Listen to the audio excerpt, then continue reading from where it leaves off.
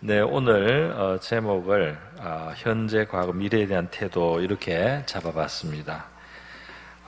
우리 신앙인으로서 우리의 과거와의 관계를 어떻게 가지고 또 미래에 대해서 어떻게 관계하고 또 우리 현재를 어떻게 살아야 되겠느냐 하는 그런 주제적으로 말씀을 드리려고 합니다. 오늘 본문 말씀은 예수님께서 베드로를 처음 만나시는 장면인데, 이제 이 장면의 짤막한 주님의 말씀이 바로 이제 과거, 현재, 미래를 포함하고 있어서 제가 이 본문으로 이 주제를 시작해 보려고 합니다. 오늘 예수님의 먼저 찾아왔던 시몬 베드로의 형제 안드레가 자기 형제 시몬을, 이제 이 사람이 바로 이제 베드로입니다. 시몬을 찾아가서 우리가 메시아를 만났다. 메시아는 번역하면 그리스도라. 그래서 이제 이 예수, 나사렛 예수가 바로 성경에서 예언된 바로 우리의 구원자인 것 같다. 이렇게 소개를 한 것이죠. 그래서 이 시몬이라고 하는, 나중에 베드로입니다. 이제 이 형제가 관심을 그동안 많이 가지고 있었던 것 같아요. 이스라엘을 구원할 메시아가 오실 것을 이제 기대하고 하나님의 나라가 이루어질 것을 기대하는 이제 그런 신앙인이었던 것이죠. 그래서 데리고 예수께로 오니까 예수님께서 보시고 이 베드로를 보시자 이제 하신 말씀입니다. 내가 요한의 아들 시몬이니 장차 게바라 하리라. 게바는 번역하면 베드로라. 이 게바는 이제 그 당시에 쓰던 아람어라고 합니다. 그런데 이것은 이제 헬라어로 고치면 페트로스, 베드로가 이제 되는 거죠. 그래서 게바란 말이 바로 이제 베드로라는 뜻이 되겠습니다.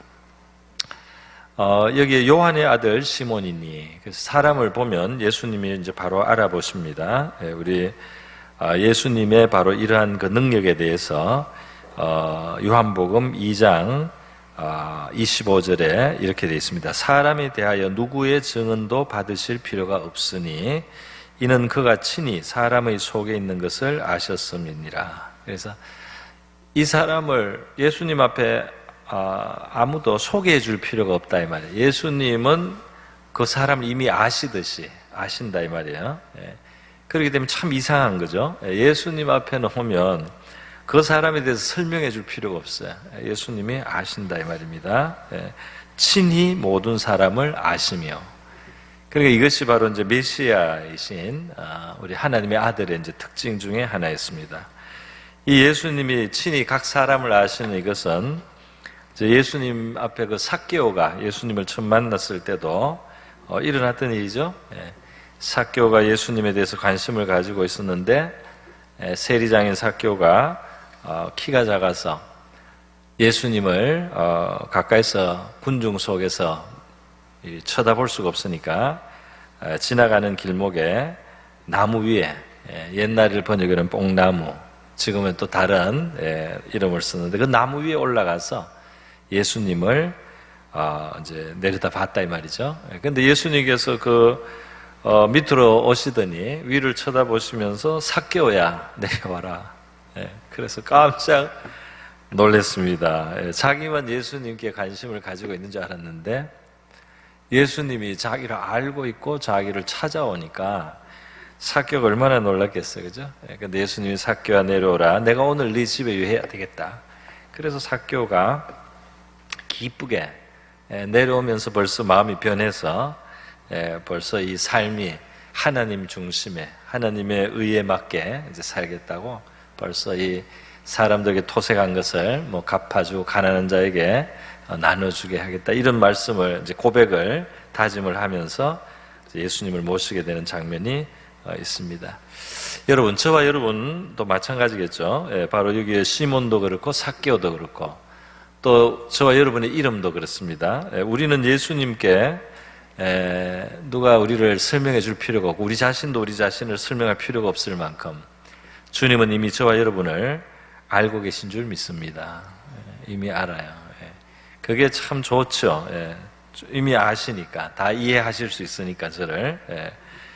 자, 그런데 예수님이 지금 이 시몬을 보실 때 요한의 아들 시몬이니 물론 이제 유대의 그 풍습이 누구의 아들 누구 이렇게 이제 많이 했습니다. 그래야지 좀 구분이 되지. 같은 이름이 좀 많고, 그 단어가 좀 적어요. 제한돼 있어요. 그래서 비슷한 이름이 많으니까 누구의 아들 누구 해야지 조금 더 구분이 이제 되는 거죠. 그렇지만은 동시에 요 말씀에는 그 사람을 사람의 어떤 사람을 여기에 시몬을 말할 때 요한의 아들 시몬 이렇게 하면 저기 시몬이라는 지금 베드로죠. 이 사람의 과거가 그 아버지의 이름 속에 이제 들어있게 되는 거예요. 그 사람의 요한의 아들로 나서 자란 사람이다 이 말이죠. 요한의 아들로 태어나서 요한 아래서 자란 사람. 그 과거가 들어있다 이 말이죠. 그리고 그의 이름은 시몬이고, 그리고 예수님은 현재 시몬 이름 뒤에 장차 개발하리라 그랬어요. 그래서 그의 미래의 이름을 예수님이 지어주신 겁니다. 그러면서 미래도 이제 여기서 언급이 됐다. 그래서 이 한 사람을 볼 때 우리는 뭐 지금을 보고 또 조금 과거를 조금 알 수 있고, 뭐 과거를 알더라도 불완전하게 알고, 미래에 대해서는 뭐 추측은 하지만 모르죠 사실은. 그러나 우리 주님께는 우리의 과거와 우리의 미래와 우리의 현재의 모든 것이 환하게 이제 주님 앞에 있다는 것입니다. 그래서 저와 여러분을 온전히 이해해 주실 수 있는 분은 주님밖에 없는 줄 믿습니다. 사람에게 너무 많이 이해받으려고 하다 보면 실망도 하고 또 속상한 일도 생길 수 있습니다. 그렇기 때문에 우리 주님이 우리를 온전히 이해하신다. 내 지나온 일과 겪은 일과 나의 과거의 모든 일들을 속속이 아시는 주님께 저와 여러분의 마음을 통할 수 있기를 바랍니다. 주님만 다 들어주실 수 있어요. 사람들에게 이해받으려고 말했다가 오해받는 경우도 있죠. 그래서 친해지려고 하다가 이런저런 이야기했다가 나중에 후회하는 경우도 있습니다. 오해받고요. 또 사람이 불완전하다 보니까 어려운 이야기 했는데 나중에 그게 안 좋게 돌아올 수도 있어요. 그래서 우리가 바로 우리를 온전히 아시는 주님께 우리의 마음을 통하고 아뢰고 고하고, 또 우리가 다 표현을 제대로 못해도 주님은 저와 마음의 뜻을 다 이해하시는 줄 믿습니다. 우리의 말이 서툴러 가지고, 물론 뭐 아시니까 일일이 말 안 해도 되지만 그래도 우리가 서투른 표현으로 말해도 주님은 우리를 온전히 이해하셔서 저와 여러분을 온전히 이해해 주실 수 있는 분은 주님뿐이다 하는 것입니다. 여러분, 오늘 이렇게 베드로를 만났을 때 그의 과거와 또 그의 현재와 미래를 한 번에 알고 말씀하시는 바로 이 주님 앞에서 한번 주제적으로 과거에 대해서 우리는 어떤 태도를 취해야 되고, 또 현재 미래에 대해서 어떤 태도를 취하는 것이 성경적이냐 하는 우리 신앙생활의 그냥 일반의 교훈을 한번 생각해 보겠습니다. 여러분 뭐 아시는 분들은 이런 분야에 대해서 관심을 가지고 뭐 책을 보거나 좀 알아보면은 잘 알 수 있는데요. 많은 사람들의 삶이 과거 때문에 큰 장애를 가지고 있다는 거예요. 과거의 일들로 그 어떤 묶여 있는 것이 있다. 과거의 일들로 어떤 쓴뿌리가 있다. 과거의 어떤 것들이 그 독이 되어서 우리의 이 현재의 삶을 굉장히 고통스럽게 하고 또 발전해 나갈 수 없도록 가로막는 그런 일을 한다는 겁니다. 그래서 사람들 중에는 이 과거의 후회, 조금 더 느낌 있는 표현이면 회한을 가지고 사는 사람이 있어요. 과거에 있던 일을 후회하기도 하고 또 원망하기도 하고, 그것을 안타깝게 생각하는 마음이 이제 너무 커서 거기에 많은 감정이 이제 소모가 되는 거죠. 그리고 힘을 잃는 거죠. 그리고 거기에서 어두운 마음, 부정적인 정서가 이제 생기는 것입니다. 물론 어떤 사람은 과거를 가지고 막 자랑하려고 하고 그런 분도 있긴 있지만, 또 한편으로는 이면에는 과거에 대한 후회와 아픔을 가진 사람들이 의외로 많다는 것입니다. 그렇기 때문에 이 신앙인은 이 과거를 잘 정리를 할 필요가 있다고 하겠습니다. 오늘을 살지 않고 또 내일을 향해서 살지 않고 과거에 묶여있는 삶 또는 과거에 지배되는 삶, 과거에 의해서 눌려있는 삶, 그런 것은 우리 신앙인이 벗어버리고 그것을 틀어버리고 그것을 끊어버리고 앞으로 나가는 것이 신앙적인 자세입니다. 또 달리 표현하면 우리는 우리의 과거에 대해서 정말 십자가 앞에서 우리의 과거를 청산해야 될 줄로 믿습니다. 이 과거의 모든 것들을 계속 짊어지고 산다는 것은 그렇게 바람직하지 않고 지혜롭지 않고 하나님이 기뻐하시는 바도 아니다 이 말이죠. 요한복음 8장에 보면 예수님께서 그 간음 현장에서 잡혀온 여자를 상대하지 않습니까? 사실은 이제 사람들이 예수님께 올무를 놓기 위해서 여자를 잡아와가지고 이 여자를 어떻게 해야 되느냐, 돌로 쳐 죽이라고 율법은 말하는데 당신은 뭐라고 하느냐, 이렇게 사실은 예수님께 덫을 놨습니다. 왜냐하면 율법은 정말 간음을 한 사람은 돌로 맞아 죽어야 돼요. 그런데 이 당시에 로마가 다스리고 있지 않습니까? 사람을 함부로 그렇게 죽이면 안 돼요. 로마 공권력이 있기 때문에 사사롭게 사람을 죽이면 그 로마법을 어기는 살인자가 되는 거죠. 그러니까 예수님께 이걸 질문을 해서 예수님이 율법대로 쳐 죽으라 이러면 쳐 죽이고 예수님이 쳐 죽이겠다 하고 로마에다가 고발을 하는 거예요. 그리고 만약에 이 여자를 죽이지 마라 그러면 이 율법에 죽이라고 됐는데 이 예수라는 사람이 뭐 선지자니 하나님의 아들이나 하면서 율법대로도 안 한다 말이지. 그렇게 또 예수님을 고발을, 굉장히 안 좋은 의도죠. 이들은 이미 예수님을 받아들이지 않고 예수님을 이미 거부하고 예수님을 시험을 놓으려고 하는 벌써 그런 태도로 이제 예수님을 대하고 있는 굉장히 불행한 상황입니다. 그런데 어쨌든 이제 문제는 간음 현장에서 잡혀와서 이제 그 끌려와 있는 여자, 그 여자와 예수님 사이에서 이제 예수님이 중요한 일을 하시죠.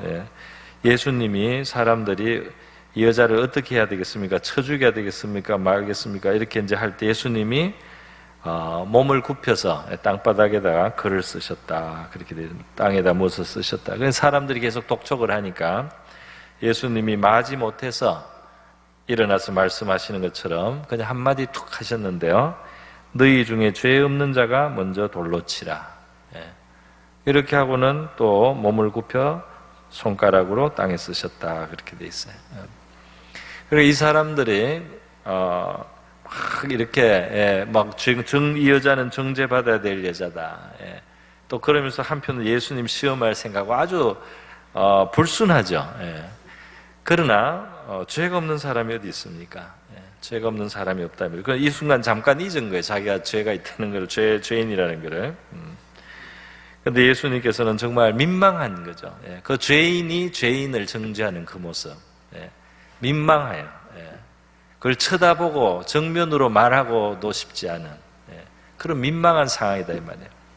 그래서 예수님은 땅에 머리를 숙이고 이따가 그 계속 종용을 하니까 예수님이 한마디 딱 던진 것이 죄 없는 자가 먼저 쳐라 하고는 다시 고개를 숙였어요. 너무 쳐다보기도 민망한 상황이다 이 말이죠.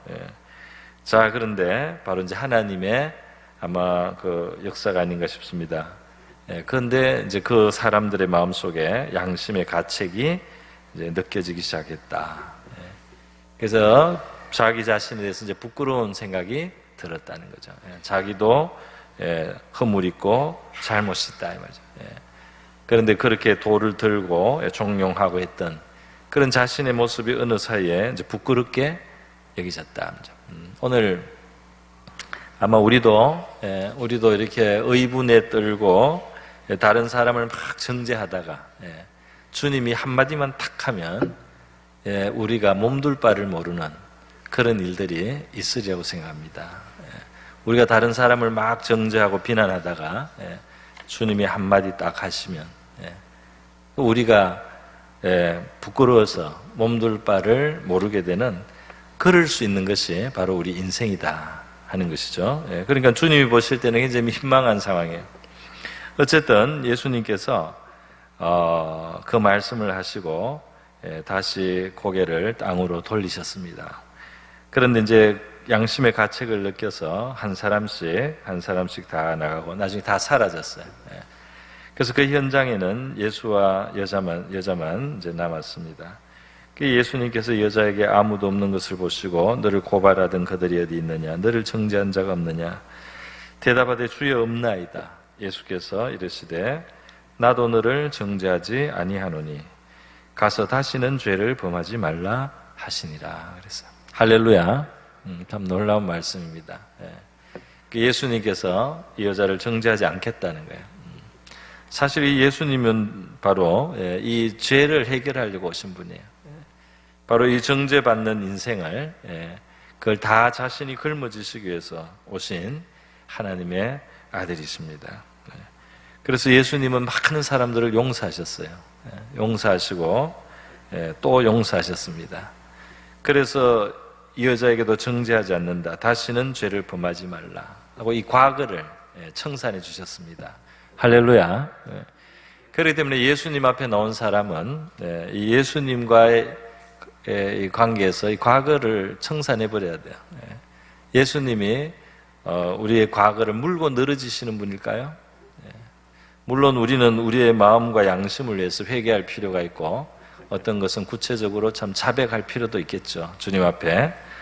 그러나 우리 주님께서 바로 십자가에 이 주님으로 오신 바로 예수님은 우리를 정죄하기를 원하시지 않습니다. 우리가 또 스스로를 정죄하는 것도 원하지 않아요. 그래서 주님이 바로 우리의 죄를 사하시는 구주이신 것을 믿기를 원하시는 줄 믿습니다. 그래서 이 죄는 우리가 인정하고 회개하고요. 그 정죄하지 않는 주님 앞에 우리의 과거를 청산해야 될 줄로 믿습니다.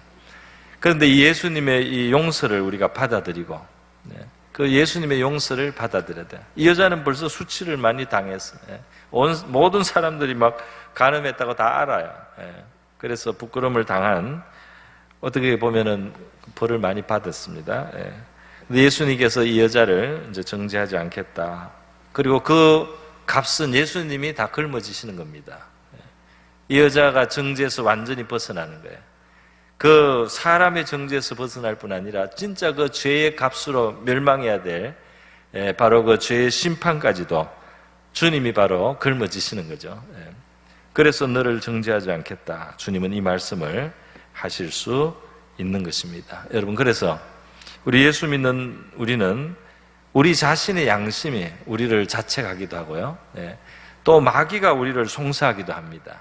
그래서 끊임없이 우리를 주저앉히기 위해서 우리가 예수를 믿고 하나님의 자녀가 됐는데도 우리가 미래를 향해서 주님과 함께 이 믿음의 아름다운 삶을 건설해 나갈 수 있는 그 힘을 뺏기 위해서 마귀는 우리의 과거를 가지고 물고 늘어지는 거죠. 우리의 허물, 우리의 허물을, 우리의 실수를, 우리가 잘못한 거, 우리 자책할 만한 거, 물론 뭐 자책할 만한 것뿐 아니라 우리가 반대로 다른 사람을 원망할 만한 일도 있을 수 있습니다.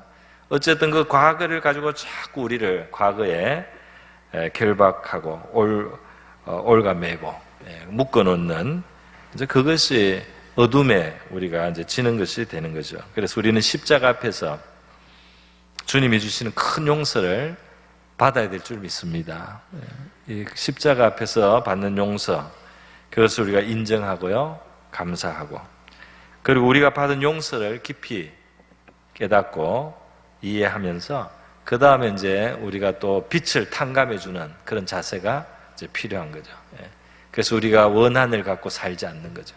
내가 하나님 앞에 큰 용서를 받기 때문에 우리가 원한을 계속 품고 살지는 않는다. 그것을 마음속에서는 풀어야죠. 그 이제 인간관계 속에서는 하나하나 풀어나갈 일이 있겠지만 이 마음속에서는 우리가 받은 큰 용서를 생각해서 다른 사람에 대해서 내가 이렇게 가지고 있는 그 마음을 풀어야 되죠. 그렇게 우리의 마음을 풀고 앞을 향해서 나가야 할 줄 믿습니다. 그게 이제 신앙인의 과거에 대한 태도다 이 말입니다. 사도 바울은 또 다른 의미에서 과거를 내려놓고 묻고 간다 이렇게 했어요. 그것은 뒤에 한 일을 잊어버리고 앞에 있는 표대를 향해서 나간다는 사도 바울의 고백이었습니다. 그것은 뭐냐면 과거에 내가 이룬 것을 가지고 거기에 도취하고 거기에 그것만 늘 추억하고 그것만 늘 내가 왕년에 이렇게 했다는 그 자랑만 하고 그렇게 나는 살지 않고 바로 지금 현재 내 앞에 주님이 나의 삶의 사명으로 주신 것들을 바라보면서 나는 전진해 나가겠다는 거예요. 할렐루야. 그러니까 과거의 죄든지 슬픔이든지 원통함이든지 그런 것도 우리가 십자가 앞에서 묻어야 되고 그리고 과거에 이루었던 것도 좋은 것들도 우리가 그것만 빨아먹고 살 수는 없다 이 말이에요. 그것만 우리가 자랑으로 삼고 그냥 살 수는 없어요. 그것도 우리가 겸손하게 내려놓고 오늘 우리 하나님을 의지해서 내 앞에 하나님이 나가기를 원하시는 목표를 향해서 걸어가면서 우리 과거를 정리하는 저와 여러분 될 수 있기를 바랍니다. 과거에 하나님이 우리를 귀하게 써주셔도 때로는 문제가 돼요. 그게 무슨 말이냐면 주님이 우리를 써주시고 우리의 삶에 좋은 것들이 이루어지잖아요. 그 자체는 좋은 거예요. 그러나 그 과거를 가지고 우려먹는 사람이 될 수가 있습니다. 그 과거가 나의 허영이 될 수가 있습니다. 그 과거가 나의 교만이 될 수가 있잖아요. 그런 의미에서 이 과거의 좋은 것도 때로는 우리가 좀 내려놔야 된다 말이죠. 뒤로 접어놓고 나는 오늘을 주님과 함께 살고 오늘 내 앞날을 향해서 주님이 원하시고 기뻐하시는 그 뜻을 향해서 나의 관심을 향한다 말이죠. 그것을 추구하면서 그 표대를 향해서 나가는 바로 이렇게 사도 바울이 살겠다고 한 것. 그 자세는 바로 우리 모든 크리스찬들이 가져야 될 자세인 줄로 믿습니다. 그래서 과거를 계속 우려먹고 끓여먹고 삶아먹고 그러지 말고 또 과거에 그 쓴 것을 계속 과거에 지나간 그 쓴 잔을 계속 그 쓴맛을 되새기면서 그렇게 살지 말고 과거를 십자가 앞에 내려놓고 앞을 향해서 주님의 손을 잡고 나가는 저와 여러분이 될 수 있기를 바랍니다. 이 과거를 정리하라는 거예요. 미래를 향해서도 말씀합니다. 오늘 예수님은 베드로를 개바라, 굉장히 희망적인 미래에 대해서 말씀해 주셨고요. 결국 이 시몬이라는 뜻에는 뭐 듣는다는 뜻도 있고 또 갈대라는 뜻도 있고 그 베드로라는 뜻하고 조금 상대가 됩니다. 어쨌든 이 미래는 주님과 함께 이 베드로가 여러 가지를 거쳐가면서 이제 그 미래가 정말 주님이 말씀하시는 그런 아주 좋은 미래로, 정말 뜻있는 미래로, 가치 있는 미래로 이제 나가게 됩니다. 자, 그런데 여러분, 우리 미래와 관련해서 우리 신앙적인 그 두 가지를 또 역시 말하고 있습니다. 성경에서 미래에 대해서 첫 번째로 우리에게 하는 것은 미래의 염려를 당겨서 하지 말라는 것이 큰 교훈이에요. 미래의 염려, 무엇을 먹을까, 무엇을 마실까, 무엇을 입을까 염려하지 말라. 내일 일은 내일 염려할 것이요 한날에 그 괴로움은 그날로 족하다. 많은 사람들이 이제 미래를 염려의 마음으로 바라봅니다. 여러분을 이날까지 살게 하신 하나님은 내일에는 계시지 않는 하나님입니까? 여러분을 과거에 도우시고 여러분에게 구원을 주시고 여러분에게 은총을 주셨던 그 하나님은 내일은 그 하나님은 여러분하고 없습니까? 내일은 여러분 혼자 사는 날입니까? 내일은 바로 우리를 구원하신 하나님이 더 큰 구원을 이루실 날인 줄 믿습니다. 우리의 구원은 점점 커서 나중에는 완성이 됩니다. 완성이 된단 말이에요. 완전한 구원으로 나간다 이 말이에요. 그래서 이 내일을 마치 하나님이 없는 내일처럼 생각하면서 모든 염려와 근심 걱정을 짊어지고 살지 말라는 거예요. 물론 염려거리 우리가 준비해야 될 것이 있으면 기도도 하고 준비도 하되 염려를 주님께 맡게 할 줄로 믿습니다. 돌보시는 분이 없는 것처럼 그렇게 염려하고 사는 것은 불신앙적이다 말이에요. 너희를 돌보시는 주님이 계시다 이 말이에요. 너희의 힘으로 다 살아온 것이 아니다 이 말이에요. 너희들의 능력만으로 살도록 내가 한 것이 아니다 이 말이야. 주님께는 여러 가지 방법이 있습니다. 주님께는 우리가 생각하지 못하는 길들이 있어요. 내가 이제까지 내 힘과 내 지혜와 내 능력과 내 수완만으로 살았습니까? 뭐 그러면 그 사람은 앞으로도 그렇게 살아야 되겠지만, 그러나 내가 이제까지 살아온 것이 하나님의 은혜고 하나님의 도움이 있으므로 내가 살 수 있다고 믿는 사람은 내일도 주님께서 도와주셔서 살 것이라고 믿으시기를 바랍니다. 그렇게 믿어야 되지 않겠어요? 그래서 염려를 맡기라는 성경의 아주 중요한 말씀인데요, 많은 사람들이 순종을 안 해. 그 순종을 안 하는 대가는 자기가 그 염려 밑에 고통하는 거예요. 그 불순종하는 결과가 그대로 바로 직격입니다. 그러므로 염려를 다 주께 맡겨라, 돌보시는 주님이 계시다 하는 이 말씀에 우리가 아멘하고 순종할 수 있기를 바랍니다. 염려를 맡겨야 되겠다. 저의 이 지나온 날도 잠깐 생각해 보면 어려움이 한꺼번에 몰려오는 그 시기가 있었어요. 아마 그때 이제 하나님의 종으로서 아마 초보니까 주님이 일부러 그런 시간을 주신 것 같아요. 손가락으로 꼽으니까 7가지 어려움이 있는데, 건강부터 인간관계, 재정, 진로, 온갖 문제가 겹겹이 쌓여서 7가지더라고요. 그런데 그때 제가 결심을 했습니다. 내 이 모든 염려를 주님께 맡겨야 되겠다. 내가 이것을 묵상하면, 내 염려를 묵상하면 내가 아무것도 할 힘도, 그리고 에너지도 가질 수가 없고, 그렇기 때문에 내 이 모든 염려를 맡기고 오늘 주님께서 나에게 원하시는 일을 내가 해야 되겠다.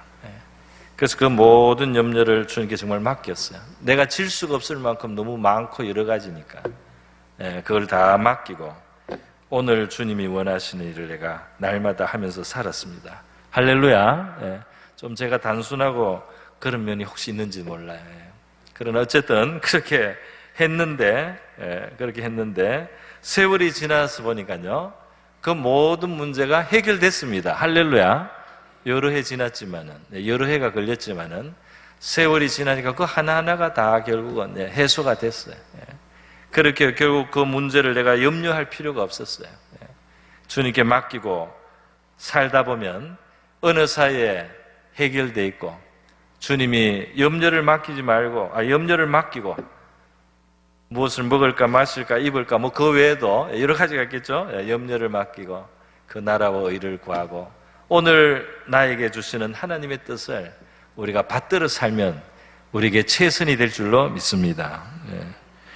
자, 그래서 미래를 그렇게 염려를 또 맡기는 것이, 미래 어두움을 하나님께 맡기라. 또 있습니다. 과거를 자랑하듯이 미래도 자랑하지 말라는 또 말씀이 있어요. 그것이 야고보서 4장에 있습니다. 사람들은 미래에 대해서 너무 또 긍정이 지나쳐서요, 자랑하는 경향도 있다 이 말입니다. 그래서 물론 이제 그게 우리가 보통 이런 거를 좀 허풍이라고도 하고 하는데요.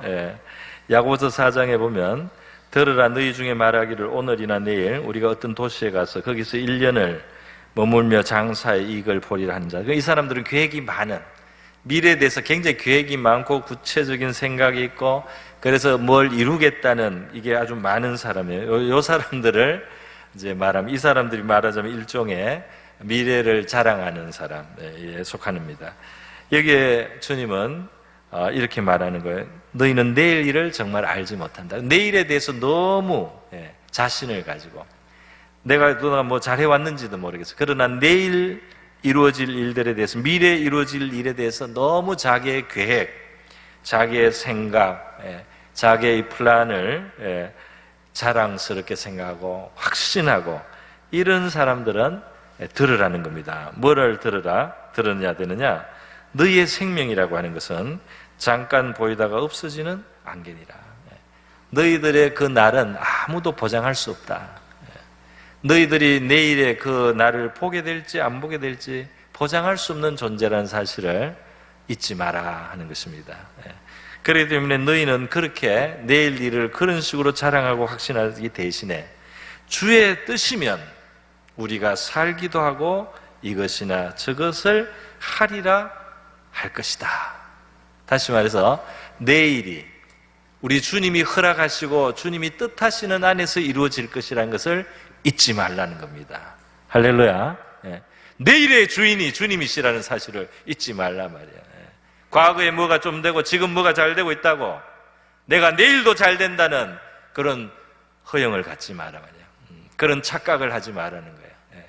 내일 나는 안개처럼 이 내일을 보지 못하고 이 땅에서 사라질 존재, 그럴 가능성을 가진 존재다. 그래 나의 내일은 주님의 뜻 안에, 주님의 손 안에 있다는 이 사실을 겸손하게 인정하고, 주님이 허락하시면 내가 이렇게도 하고 저렇게도 했으면 좋겠다. 그 정도로 생각하고 그 정도의 마음으로, 그런 자세로, 그런 태도로 너희들은 내일을 바라봐야 한다. 할렐루야. 그렇습니다. 내일의 계획을 가지지 말라는 건 아니에요. 내일을 뭐 아무 생각도 안 하고 살 수는 없잖아요. 그러나 그 내일이 주님의 손에 있다는 이 사실을 절대로 잊지 말라는 거예요. 너희는 오늘이 마지막 날일 수도 있다 이 말이에요. 오늘이 너희의 마지막 날일 수도 있다는 그 사실을 겸손하게 기억하면서 너희의 내일의 호흡은, 너희 내일의 생명은, 너희 내일의 흥망은 주님의 손 안에 있다는 사실을 기억하고 너희의 자랑으로 삼지 말고 주님의 주권을 고백하라는 겁니다. 할렐루야. 예. 자, 이것이 바로 이제 미래를 향해서 우리가 가져야 될, 이제도 너희가 허탄한 자랑을 하니 미래에 대해서 그런 식으로 내가 뭘 이루겠다 하고 이렇게 하는 것은 다 악하다 그랬어요. 예, 그렇게 말하면서 오늘 하나님 앞에서 하나님이 우리의 삶을 향해서 가지신 선한 뜻을 이루는 삶을 살아야 할 것이다. 그렇게 말씀하고 있습니다. 여러분, 미래에 대한 염려, 미래에 대한 염려가 때로는, 이 자랑 말고 염려도 제가 말씀드렸죠. 염려가 우리의 짓누를 때가 있어요. 미래를 생각하면 너무 암담해서 기운이 빠질 수도 있습니다. 그런 분들은 반드시 우리 하나님 앞에 나가서 부르짖기를 바랍니다. 부르짖으세요. 미래에 대한 염려로 낙심돼서 오늘을 살 힘이 없는 사람은 주님 앞에 부르짖어서 애를 쓰면 바로 주님이 그런 부르짖음을 기억해 주십니다. 그런 순간들이 왜 저는 없었겠습니까? 있었어요.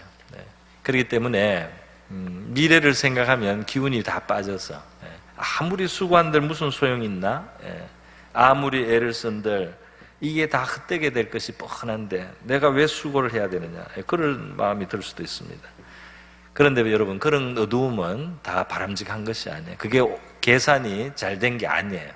하나님은 그런 식으로 우리가 살면서 사는 것을 하나님 뜻 절대로 아닙니다. 우리가 그 정도로 상심하거나 낙심한 그런 상황이 있다면 반드시 여러분은 따로 시간을 정해서 하나님 앞에 나가서 부르짖는 시간을 가져야 돼요. 그렇게 하루 정말 30분, 1시간이라도 부르짖고요. 기운이 남으면 2시간이라도 부르짖고, 다음날 또 부르짖고, 3일날 또 부르짖고, 어느 사이에 바뀔 줄 믿습니다. 저는 그럴 때 부르짖어 봤던데요. 부르짖으니까, 하루 부르짖으니까 한 염려가 절반쯤 가벼워지더라고요. 그 이튿날 가서 또 부르짖으니까 없어졌어요. 3일, 4일 조금 더 부르짖으니까요, 분명히 암담하고 분명히 희망이 없는데 내 마음은 강하고 든든하고 내 마음에 믿음이 생기고 하나님의 도우심에 대한 기대가 생기고 환경은 안 바뀌었는데 나에게 힘이 생겼습니다. 할렐루야. 힘이 생겨요. 그 힘이 생긴 걸 가지고 계속 기도를 했더니 나중에 제가 그 염려하고 걱정하던 상황은 일어나지 않았습니다. 할렐루야. 뻔하게 그렇게 될 수밖에 없었는데 하나님이 바꾸셨어요. 그러므로 여러분, 이 미래의 그 두려움, 미래가 우리를 다 그냥 힘을 잃게 하는 그런 상황에서 여러분의 속사람을 하나님 앞에 나가서 기도하고 부르짖어서요, 그 미래의 어두움이 덮는 것을 여러분이 떨쳐버리고 여러분의 속사람이 힘을 얻고 계속해서 하나님 앞에 구한다면 미래가 바뀌게 될 줄로 믿습니다. 미래가 바뀔 수가 있어요. 그런 일은 제가 영국 가기 전에도 있었고 영국에서도 있었어요. 영혼이 아주 힘든 자리에 들어갔을 때 하나님 앞에 나가서 진짜 부르짖어서 염려를 맡길 때 하루가 지나고 이틀이 지나고, 또는 어떤 경우에는 금요일날 한번 기도하고 그 다음 금요일에 또 부르짖고, 이렇게 몇 번 하면 그 무게가 줄어듭니다. 나중에는 그거 바뀌어요. 그래서 내 마음에서부터 주님이 주시는 힘을 얻고, 그리고 나서 나중에 환경도 승리하게 되는 줄 믿습니다. 반드시 그렇게 되게 돼 있는 거예요. 성경은 그런 우리의 신앙을 격려합니다. 문제 밑에 짓눌려서 사는 그런 하나님의 자녀는 마땅치 않아요. 그 하나님의 자녀의 특권을 사용해야 할 줄 믿습니다. 다만 진심으로 간절하게 하나님 앞에 부르짖고 정말 이 마음을 써서 우리 하나님 앞에 나갈 때 주님의 능력과 도심이 반드시 저와 여러분과 함께 할 줄 믿습니다. 이렇게 여러분 미래와 또 과거 이런 것들을 우리 주님 앞에서 우리가 해결을 해나가면서요, 바로 우리는 오늘을 사는 거죠. 오늘, 사실 우리는 날마다 오늘만 삽니다. 그렇잖아요? 날마다 하루예요. 날마다 하루를 우리가 삽니다. 주님께서는 우리 과거도 청산하고 미래를 미리 당겨서 하지 말고 오늘 하루를 하나님의 손을 붙들고 겸손하게 하나님과 함께 동행하기를 원하시는 줄 믿습니다. 오늘 하루 일용할 양식으로 하나님 앞에 감사드리고, 오늘 하루 주님이 주시는 교훈을 받고, 오늘 하루 하나님 앞에 감사의 찬송을 드리고, 오늘 하루 하나님 앞에 찬양을 드리고, 오늘 하루 사랑해야 될 사람들을 사랑하고, 오늘 하루 내가 감당해야 될 일을 성심껏 감당하면서 그렇게 하루하루 하나님 앞에 함께 하나님 앞에 드려진 아름다운 삶을 우리 살아갈 수 있기를 바랍니다.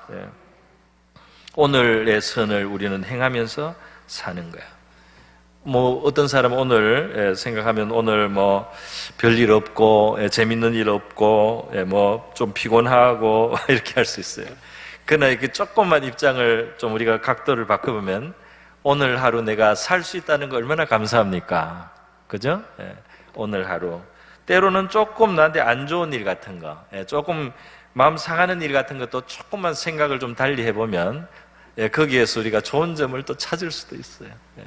어떤 사람이 나를 좀 기분 나쁘게 하고 마음을 상하게 했기 때문에 내가 겸손할 수가 있어. 내가 참 부족한 사람이구나. 나도 참 반성할 것이 있다. 그죠? 우리가 마음을 낮추면 낮출수록 더 은혜가 커질 줄 믿습니다. 많은 사람들이 은혜를 못 받는 이유는 이 겸손을 너무 멀리 했기 때문에, 겸손한 자들에게는 은혜를 주시느니라. 겸손한 자들에게는 은혜가 있어요. 오늘에 당하는 크고 좋은 일뿐 아니라 조금 쓴 잔도, 오늘 좀 맛보는 쓴맛도 저와 여러분에게 유익될 수 있는 줄 믿습니다. 하나님 안에서 유익될 수 있지 왜 없어요? 그것으로 인해서 내가 나의 교만을 버리고 나의 허영을 버리고 나의 실수, 나의 잘못을 깨닫고 말이죠. 그렇게 하면서 우리가 살아갈 수 있어요. 조금 피곤해도 내가 그래도 할만하니까, 나에게 건강이 있으니까, 내가 살아서 그래도 역할이 있다는 거, 얼마든지 긍정적으로 다시 볼 수 있습니다. 그렇게 하면서 우리가 감사하면서 살아갈 수 있는 저와 여러분 될 수 있기를 바랍니다. 시편에 그래서 호흡이 있는 자마다 여호와를 찬양하라 해서 숨 쉬는 것만 해도 너희가 편안히 숨 쉴 수 있느냐, 하나님을 찬양하라. 할렐루야. 얼마나 놀랍습니까? 너희가 편안히 오늘 숨 쉴 수 있다는 거 감사하라 말이에요. 미래를 보장할 수 없는 우리의 인생, 그렇기 때문에 허무하게 살아난 것이 아니고 오늘 하나님이 우리에게 주시는 하나님의 뜻 안에 우리가 살아가면 되는 것입니다. 오늘 일용할 양식이 있음을 감사하고 오늘의 의복이 있음을 감사하고요. 또 오늘 우리의 수고가 혹시 사람들이 알아주지 않을지라도 하나님께서 알아주시면 될 줄 믿습니다. 하나님께서 우리가 살아가는 것을 보시고 우리의 삶에 대해서 갚으실 것이며 상을 주실 줄 믿습니다. 여러분, 오늘 이렇게 저는 간단하게 좀 큰 주제지만 짧게 말씀을 드렸습니다. 우리의 과거에 대해서, 우리의 미래에 대해서, 오늘 우리의 현재에 대해서, 우리 신앙인이 가져야 될 바른 자세로 살아가는 저와 여러분 될 수 있기를 바랍니다.